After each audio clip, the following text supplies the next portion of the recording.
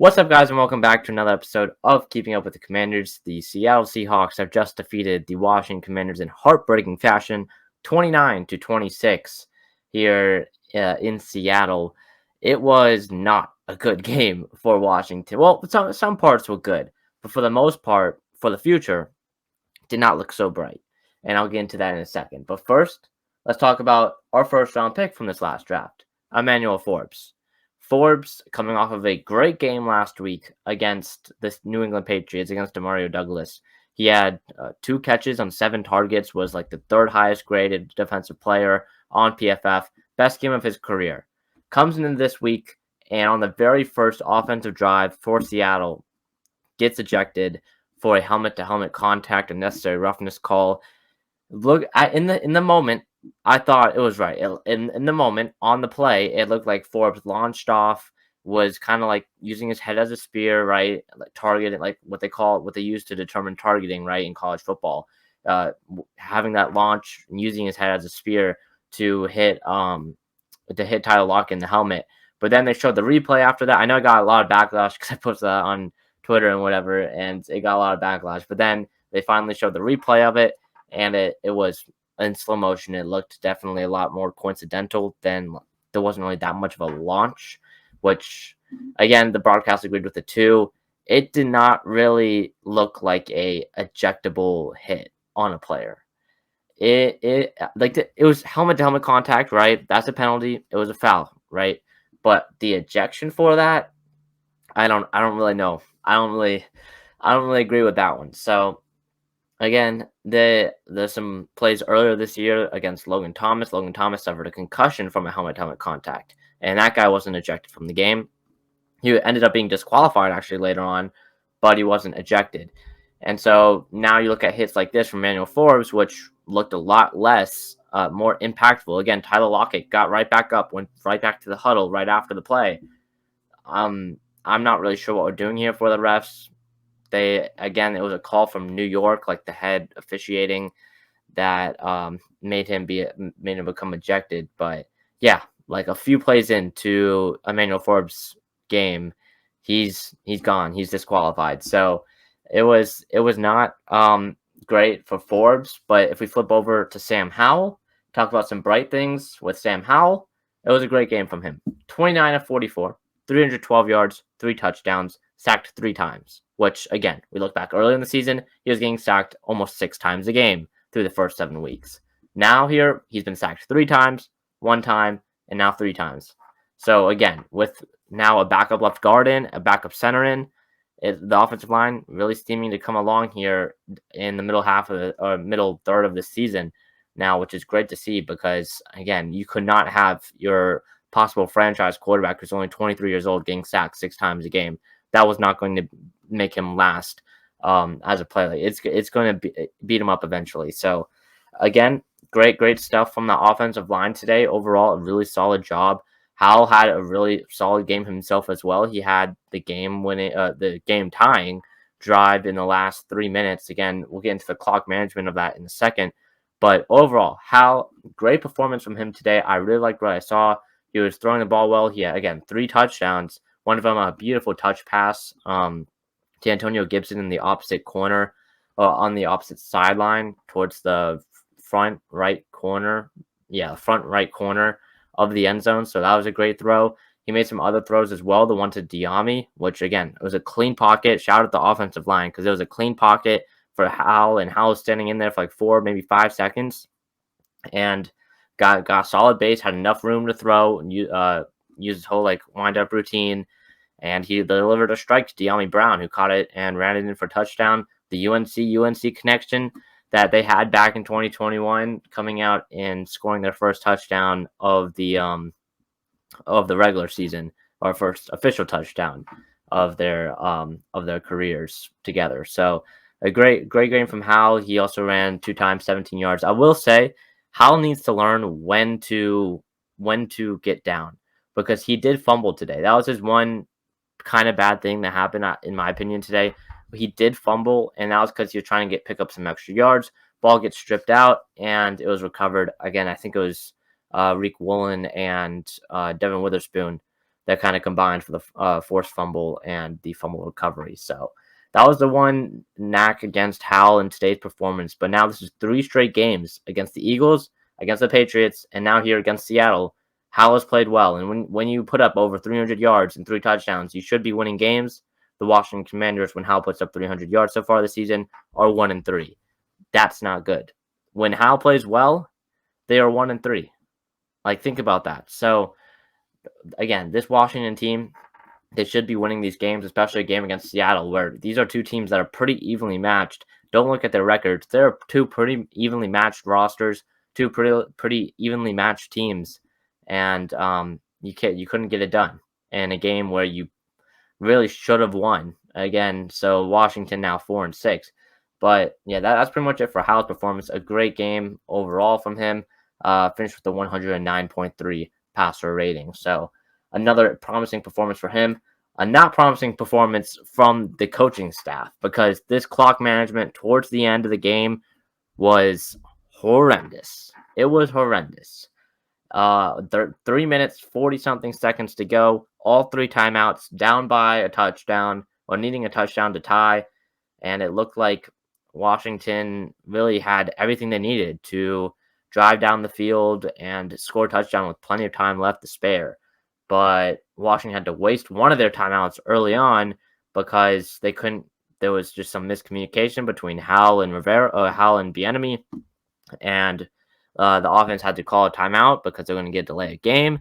So that wasted one of the timeouts, and the second timeout was used when was the second timeout used? When Antonio Gibson couldn't get out of bounds, and so they had to use another timeout instead of like hurrying up to the line because it was 4th and 1.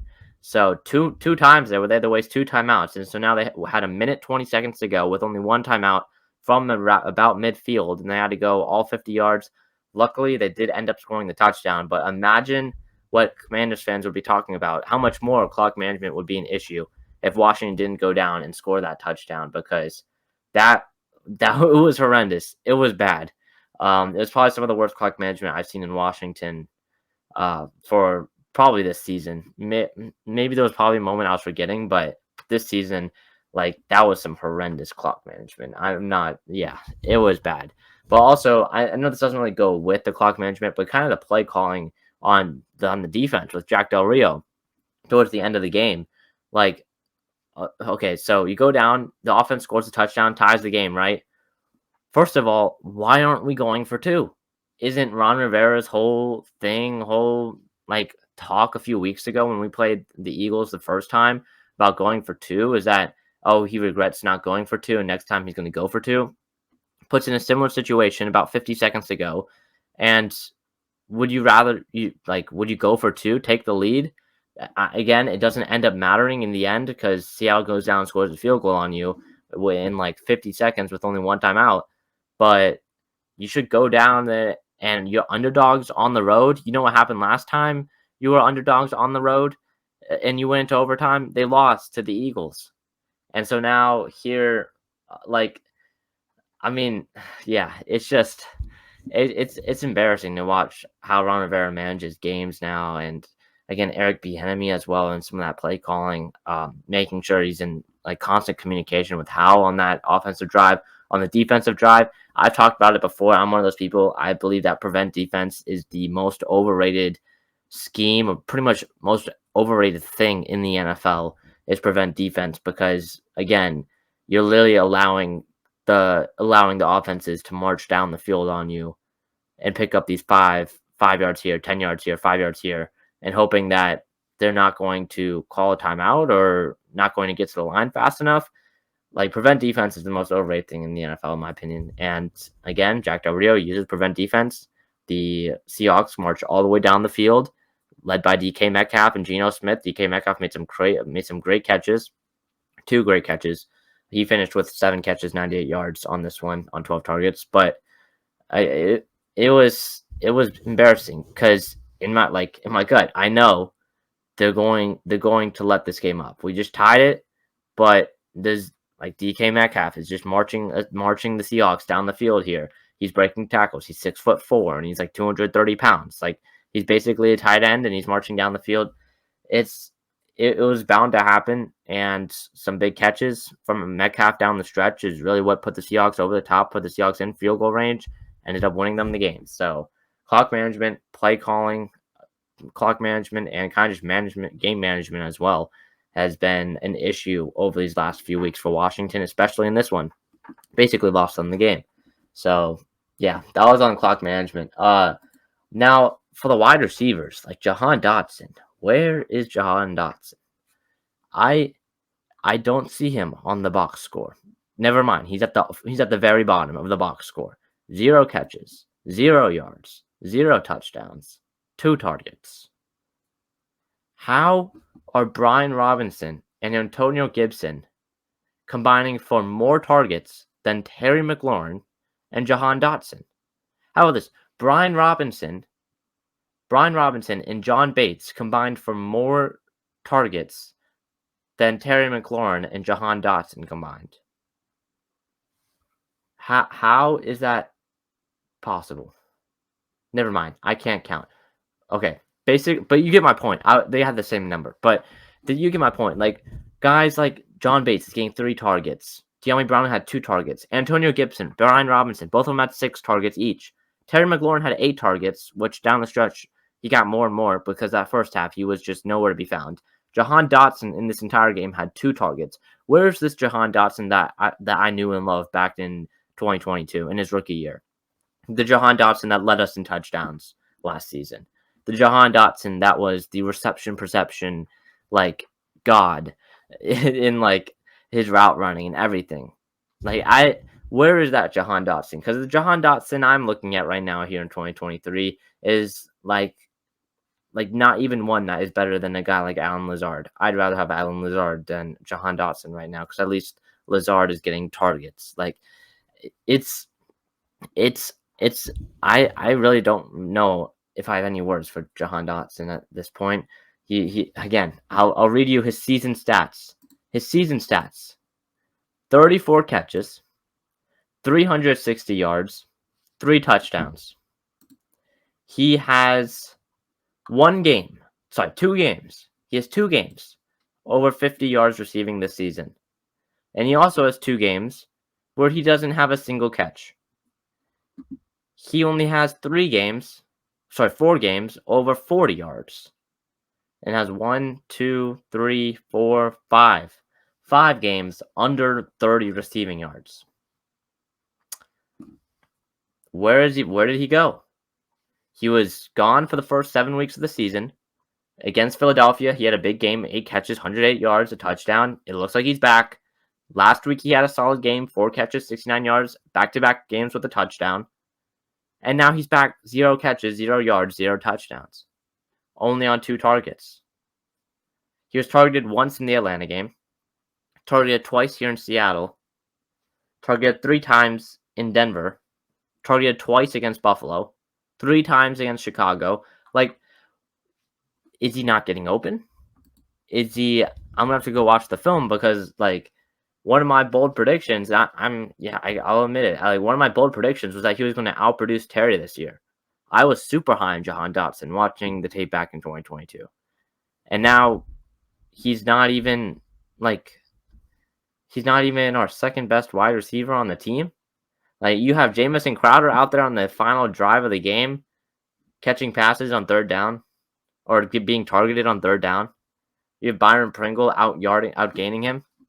Like, Byron Pringle on the year. Okay, Pringle only has 7 catches. I swear he gets targeted a ton more. But, like, Byron Pringle is getting as many, if not more, targets per game than Jahan Dotson, it feels like. So, I'm not exactly sure what the plan is with Dotson at some point. But if this trend continues, and we're really back to just Terry McLaurin, or that's it in the receiving room, we need to draft another wide receiver this upcoming draft because we cannot have just one guy be our entire receiving room in Terry. We need someone else. If Jahan Dotson isn't going to be that guy, and if he's going to have 0 targets for 0 yards, 1 catch for 5 yards on 2 targets every game, then that means that we're going to need another guy. So that's going to be something to keep an eye on. Don't know where he went. Terry McLaurin isn't even being the leading receiver anymore. We have Brian Robinson going out there catching 6 passes for over 110 yards and a touchdown on 6 targets. We have Antonio Gibson catching 5 passes for 42 yards and a touchdown. Our 3 leading receivers who are our starting running back who doesn't even catch passes, our backup running back who's our kick returner, and then our 4th string wide receiver, De'Ami Brown, who's 4th in the depth chart. So I just don't. I mean, and then our starting tight end. But you have your wide receiver 1 being the 5th in receiving yards, and then your wide receiver 2 doesn't have any receiving yards. It's gonna be something to keep an eye on for Washington fans. How will Jahan Dotson do for the rest of the season? He needs to step his game up, unless he's gonna get replaced this draft. A guy like De'Ami Brown, who was drafted in the 3rd round of 3 years ago, I think.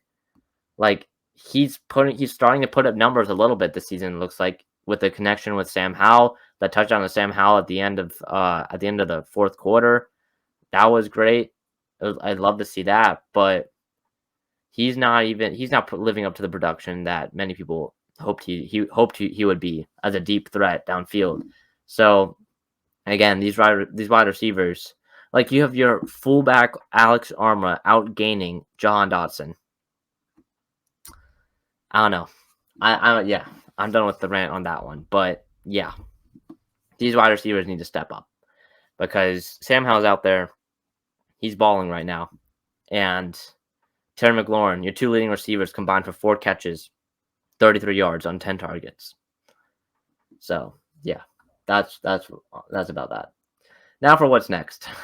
We kind of do this weekly now. What's next? The Washington Commanders are now 4-6 after the loss to Seattle. Next week, you have a Giants team that you must beat. You cannot lose to Tommy DeVito and the New York Giants, who just lost 49-17 today against the Dallas Cowboys. You cannot have that happen. You need to win. You cannot be 4-7 going into Thanksgiving against the Cowboys. That's a must-win next week against New York. They should win. They should be favored to win. They got to win that one. As for Dallas, we got Thanksgiving, a few days after that. That'll be interesting to see, because after this Giants game, you go on, you hit the toughest stretch of the season. Dallas, Miami, bye week, Rams, Jets, 49ers, Dallas. How much are you expecting to win? You go up against the Cowboys twice, Miami once, San Francisco once, the Jets defense once, and then Los Angeles, which should be pretty even matchup. If not, Washington should be favored by a few points. So really, after this Giants game, you're going to be favored in 1 game, maybe 2 against the Jets, maybe. But yeah. So the Seattle game again, it should be a win. They couldn't pull it out. You now have the Giants, which that should be a must-win next week against Tommy DeVito, and then Dallas Thanksgiving and Miami at home before the bye week in Week 14. This team, I don't know if it's because they need the bye week or something, but if this team goes 0-3 in these next 3 games, I think we could see a coaching change by Week 14. I really think we do. They lose to Seattle, we're 4-6. We lose the next 3, we're 4-9. We're out of the playoff race. I think that's when Rivera gets fired at the bye week. But let's say we beat the Giants, lose to Dallas, lose to Miami. What's the word? I forgot what the word is, but the morale is down, and you go into the bye week losing back-to-back games. I still think Rivera could be gone at 5-8, 5-8. I want to say, 5-8. So we'll see what happens. But yeah, Week 14, I want to keep an eye on that, because that could be the first time where Josh Harris could be going into Ron Rivera's office and letting him know that he's going to be dismissed. If they lose these next 3 and they go on a 4-game losing streak before the bye week, I can almost guarantee you that that's going to happen. But yeah, that's going to do it for this week's episode of Keeping Up with the Commanders. You can follow me on my Twitter and stuff at that. So yeah, Thank you guys for listening to or watching another episode of Keeping with the Commanders. See you guys in the next one. Peace.